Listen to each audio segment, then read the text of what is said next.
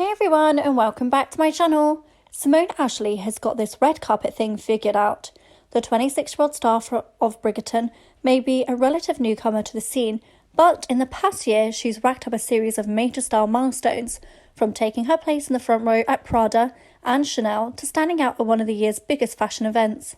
For Ashley, the journey has been transformative. This year has been a 180, she says over the phone from Los Angeles. I moved a lot, I travelled a lot, spent more time on my phone than I ever thought I would in my life. I managed to find my voice through all of the taking emails, going to meetings and reading scripts. I wasn't shy or reserved before, but this year I turned up the volume. Turning it up is an understatement. With a fragrance campaign for Loewe, an appearance in British Vogue and plum roles on Netflix hit Sex Education and Bridgerton, Ashley is experiencing career liftoff, but one that's allowed her to grow as a person too. We're all in this industry because we want to entertain and inspire people, she says. I've been able to find the joy in my work, and it's freeing to have a sense of community, the confidence to express myself, whether it's in how I want to portray a character or what I choose to wear. Fans of Bridgerton will have to wait until 2022 to see Ashley's heroine Kate Sharma, but she's already joined the ranks of series' most stylish stars. Season 1 brought Phoebe Denvaux, regé-jean Page and Nicola Cohan into the fashion sphere, snagging plenty of campaigns and brand ambassador roles along the way. Still, even though she's always been interested in style, Ashley has undergone a fashion education in the last few months. There was a massive learning curve for me, she says, just learning all of the designers, exploring their oeuvres and understanding what makes them unique. Once you know more about their voice, you think, well, what can I be, my voice? How am I going to use this knowledge to express myself? Ashley, in a look from The Vampire's Wife moments before the Hollywood Reporter's 29th annual Women in Entertainment breakfast. Growing up listening to Fleetwood Mac and admiring the free-spirited vibe of soca fashion, Ashley, who hails from Surrey, England, always felt like a California girl at heart. I spent a lot of my time in Oya, where my family is from, so my vibe was bohemian and very inspired by Stevie Nicks, says Ashley. I'm a big summer girl, still figuring out how to dress for winters. I love the colour of my skin, using moisturiser and highlighter so that it looks glowy, healthy and chocolatey. I want to have my legs out, wear combat boots with a spaghetti strappy mini dress, or denim shorts with cowboy boots. For a long time I dressed quite youthfully, but working with Rebecca Corbin-Murray, Ashley's stylist, has taught me so much. Ashley describes Corbin-Murray as less of a stylist, more of a friend, mentor and fashion resource, always ready to share advice. Rebecca works from the inside out, she explains. She's been incredible to work with because she encourages me and everyone around her to stay true to themselves. We skipped all of those conversations of, what do you think will look better on me, or what will make me feel less insecure at an event, and went straight to, what is your truth and what do you want?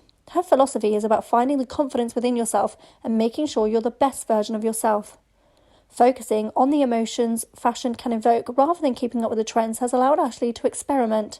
This skill came in handy once the fashion month started. We were in the middle of filming for Bridgerton when I went on my first show, so I felt like I was accustomed to the live madness of Fashion Week, says Ashley. Going to Milan for Prada was a great experience, and I love my outfit for the show, a sparkly back miniskirt, crop top and combat boots. I didn't grow up in a house where we wore designer clothing or would go to a shop at luxury fashion houses, so it's been real fun for me to try out these things I hadn't considered or never thought I could wear. The atmosphere of the front rows were equally exciting, especially at the Globe Transversing Prada show, which saw Mauricia Prada and Ralph Simmons debuting simultaneously in Milan and Shanghai.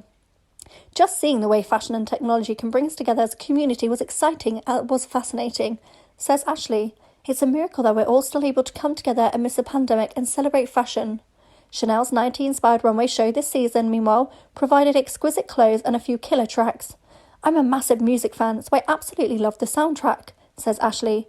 There were a lot of George Michael and watching was a liberating experience. The models were encouraging to strut down the catwalk and perform, to pose and smile and just be themselves. Some of the finery Ashley viewed on the runway has carried into her own wardrobe. The looks she and Corbin-Murray have selected for some of her latest events seem more Parisienne chic than Cali cool. Take the custom AZ factory top and skirt she wore for the Fashion Awards in London, a sleek combination that the star took out of her comfort zone.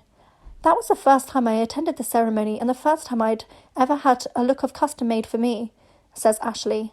Norman, René de AZ factory designer director, came in from Paris for my fitting and he was just so wonderful to work with. Armed with a select series of references, Ashley had a specific mood in mind. We wanted something that had an almost liquid texture when it came to the light to hit it to create that mermaid vibe, she says.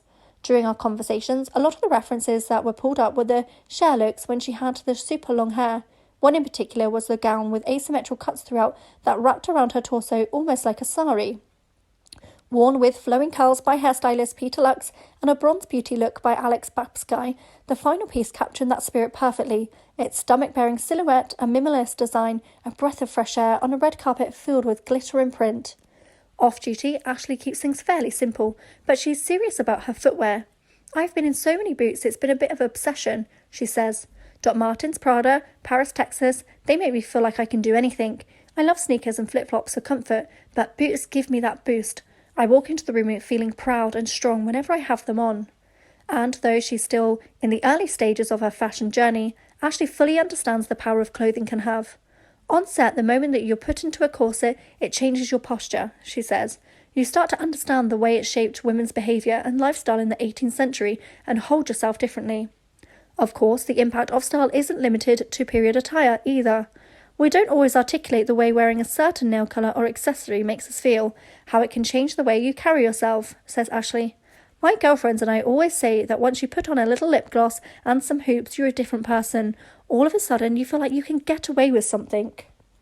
Thanks for listening. For more celebrity news, please like, comment, and subscribe.